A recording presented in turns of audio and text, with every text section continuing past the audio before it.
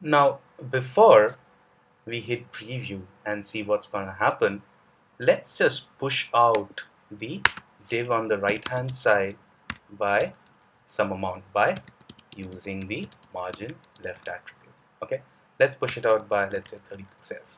Okay, so now let's save this and hit preview. Okay, so do you see what's happened here? Well, your change me div is 300 pixels wide. Your div, which is inside the change me div, has been assigned the width of 100%, and yet it seems to be breaching the boundaries of the change me div. And why is that? That is because of the extra 20 pixels padding that we have just added. So this is what is known as the box model in HTML.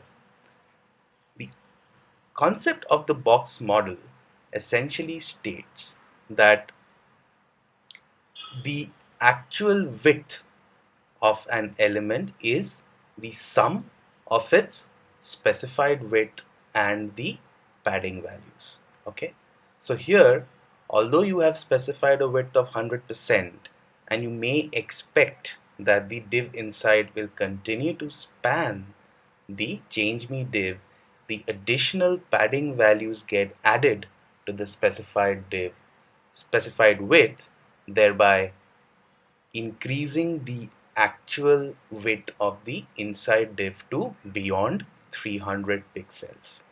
So you might have a question that, well, I do want to add a padding and I still want the inside div to continue spanning the change me div. How do I do that? Well, in this case, what you can do is, instead of specifying pixel values as padding, you can specify a percent value, and here you reduce the width to 98%. So 98% plus 1% for the left edge and 1% for the right edge adds up to 100%.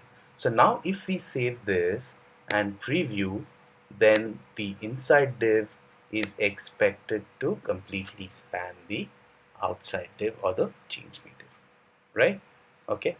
The same is true if you add additional margin values as well. So just try out what happens when you add margins to the inside div.